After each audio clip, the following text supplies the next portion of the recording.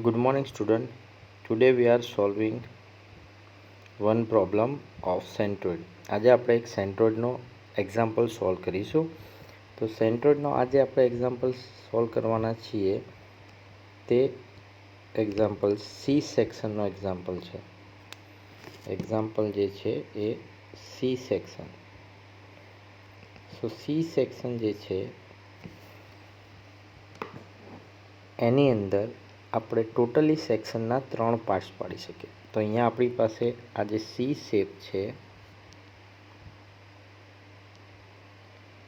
this C shape can be divided into 3 parts, 3 rectangles. આપણે એને 3 રેક્ટેંગલમાં divide કરી શકીએ. સો અહીંયા મારી પાસે ફર્સ્ટ રેક્ટેંગલ છે, સેકન્ડ રેક્ટેંગલ છે અને વચ્ચે એક રેક્ટેંગલ છે. તો 3 રેક્ટેંગલમાં આપણે ડિવાઈડ કરી શકીએ. સો હું આને ફર્સ્ટ રેક્ટેંગલ કહી દઉં, આ સેકન્ડ અને આ third rectangle. So I can divide this into 3 rectangles. Now second thing, બીજી જે વસ્તુ સમજવાની છે કે આ જે રેક્ટેંગલ છે, 3 રેક્ટેંગલમાંથી બનેલો સી સેક્શન છે, એને આપણે કોઈ બે એક્સિસમાં જોઈએ, એક્સ એક્સિસ અને વાય એક્સિસ. તો એમાં કઈ એક્સિસમાં સિમેટ્રિકલ થાય છે?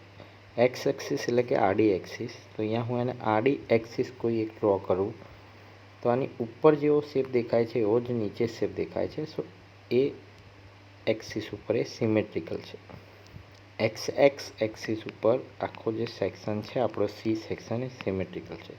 હું કોઈ એવી વર્ટિકલ લાઇન નહીં ડ્રો કરી શકું જેમાં બંને ઇક્વલ પાર્ટ થશે. સપોઝ હું અહીંયા કોઈ જગ્યાએ વર્ટિકલ લાઇન ડ્રો કરીશ તો બંને સાઈડે પાર્ટ્સ અલગ અલગ થશે. અહીંયા કોઈ જગ્યાએ પણ ડ્રો કરીશ તો બંને સાઈડે પાર્ટ અલગ અલગ હશે. સો ફર્સ્ટ સ્ટેપ છે આપણે કઈ એક્સિસ પર પાર્ટ સિમેટ્રિકલ છે એ ડિસાઈડ કરવું, સેક્શન સિમેટ્રિકલ છે ડિસાઈડ કરવું. સો વાય વી આર ડિસાઇડિંગ, આપણે કેમ ડિસાઈડ કરીએ છીએ? કઈ એક્સિસ ઉપર પાર્ટ સિમેટ્રિકલ છે એ નક્કી કર્યા પછી આપણે નક્કી કરી શકીએ છીએ કે એના સેન્ટ્રોઇડ શોધવા માટે આપણે કયા કોર્ડિનેટ શોધવા પડશે. તો જો એક્સ એક્સિસ ઉપર પાર્ટ્સ હોય તો તમારે ખાલી એક્સ બાર શોધવો પડે. એક્સ બાર શોધવા માટે તમારે x1 અને x2 અને અહીંયા 3 સેક્શન છે તો x3, x1 x2 x3 શોધવા પડશે. વાય બાર આપણે શોધવું પડશે નહીં. Will consider y bar as a 0 because y bar જે છે એક્સ એક્સિસ ઉપર જ હશે એટલે આપણે 0 કન્સિડર કરીશું. સો 1 બાય 1 હવે આપણે અહીંયા problem step by step solve કરીશું. સો આપણી પાસે અહીંયા 3 રેક્ટેંગલ છે. આપણે જોયું પ્રમાણે આ જે રેક્ટેંગલ છે, ઉપર જે રેક્ટેંગલ છે એને હું રેક્ટેંગલ 1 કહી દઉં, એટલે કે સૌથી ટોપ પર જે છે, બરાબર. આને હું રેક્ટેંગલ 1 કહી દઉં. આ જે રેક્ટેંગલ છે રેક્ટેંગલ 2 કહી દઉં અને આ નીચે જે રેક્ટેંગલ છે એને હું રેક્ટેંગલ 3 કહી દઉં. તો મારી પાસે અહીંયા 3 રેક્ટેંગલ છે. સૌથી પહેલાં આપણે ત્રણેય રેક્ટેંગલ જે છે એ ત્રણેય રેક્ટેંગલના એરિયા ફાઇન્ડ આઉટ કરીશું. જો ફર્સ્ટ સ્ટેપ છે આપણી પાસે એ ત્રણેયનો એરિયા ફાઇન્ડ આઉટ કરવાનો છે.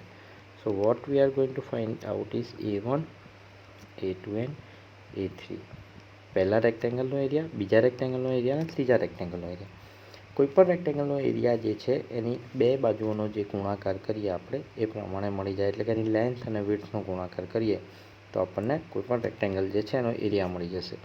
તો અહીંયા આપણે ફર્સ્ટ રેક્ટેંગલ જોઈએ. સો ફર્સ્ટ રેક્ટેંગલની અંદર આ જે રેક્ટેંગલ છે એની એક બાજુ છે 50 અને બીજી બાજુ જે છે 15 છે. So area will be 50 multiply by 15.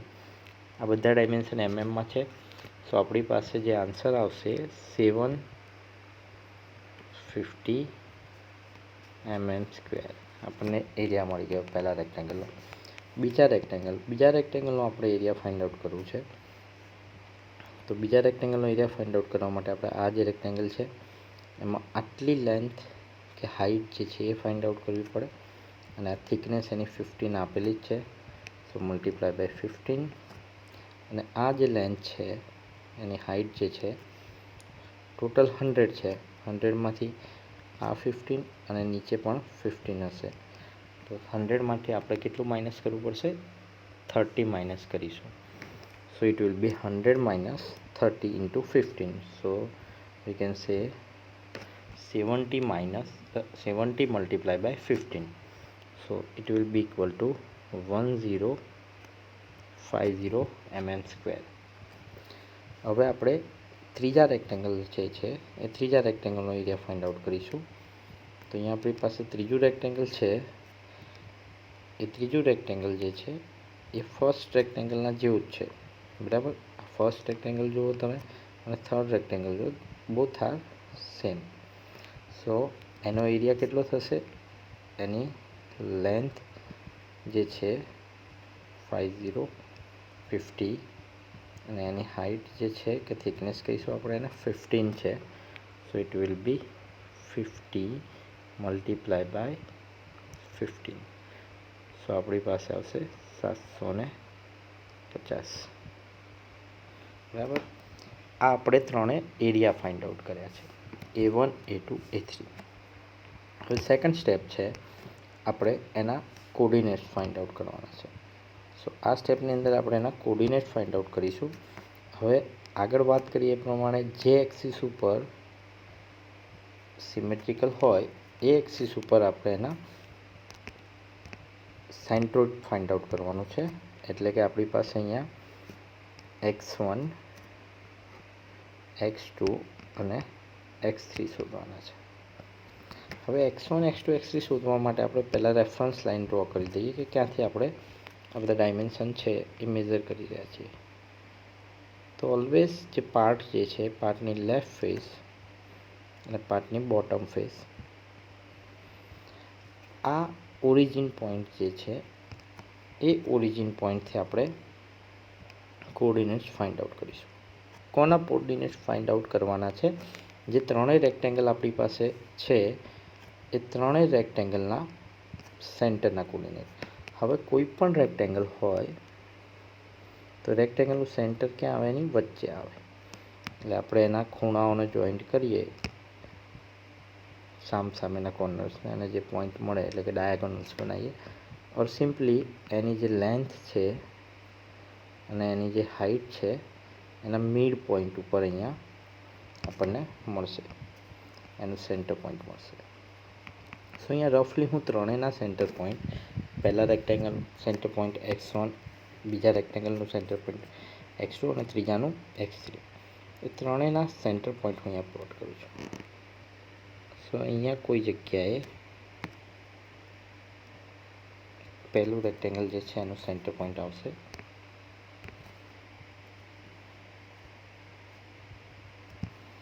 સો અહીંયા કોઈ પ્લેસ ઉપર પહેલા રેક્ટેંગલનું સેન્ટર પોઈન્ટ છે. બીજા રેક્ટેંગલનું સેન્ટર પોઈન્ટ અહીંયા કોઈ જગ્યાએ આવશે એક્સિસ ઉપર, અને ત્રીજા રેક્ટેંગલનું અહીંયા કોઈ જગ્યાએ સેન્ટર પોઈન્ટ આવશે.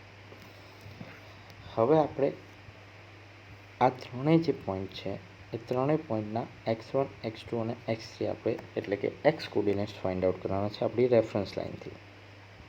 તો આ જે ડિસ્ટન્સ છે આપણી જે આ રેફરન્સ લાઇન છે ત્યાંથી આ પોઈન્ટનું જે ડિસ્ટન્સ છે એને આપણે x1 કહીશું.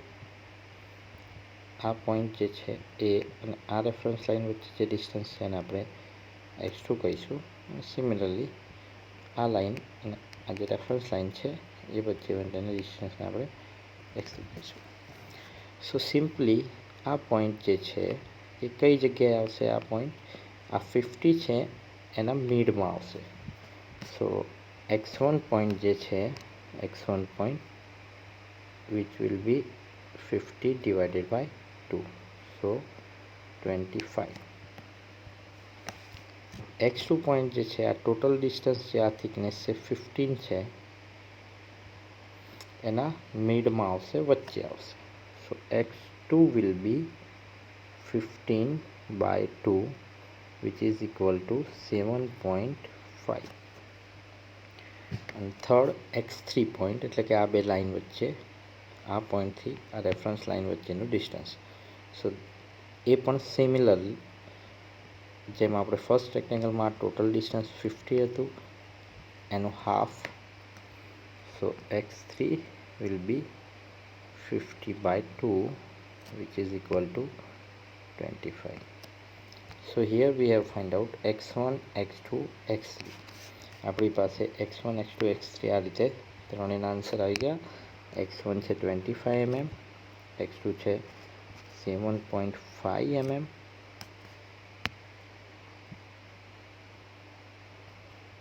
અને થર્ડ x3 છે 25. સો આપણને x1, x2, x3, a1, a2, a3 ત્રણેય મળી ગયા. આપણે ફાઇનલ જે આન્સર શોધવાનો છે એ છે x બાર. તો x બાર જે છે એનું ઇક્વેશન છે, the equation of x bar is a1 x1 plus a2 x2 plus a3 x3 divided by a1 plus a2 plus a3. હવે આપણી પાસે અહીંયા a1 a2 a3 x1 x2 x3 બધાની વેલ્યુ આપણી પાસે છે. a1 ની વેલ્યુ આપણી પાસે 750, a2 ની 1050, a3 ની 750. We have the value of a1 a2 a3 as 750, 1050 and 750. We have also the values of x1 x2 x3. x1 x2 x3 ની વેલ્યુ પણ છે. આપણે બધી જ વેલ્યુ અહીંયા પુટ કરીશું. સો ઇક્વેશન જે છે એની અંદર આપણે આ બધી વેલ્યુ પુટ કરીએ. a1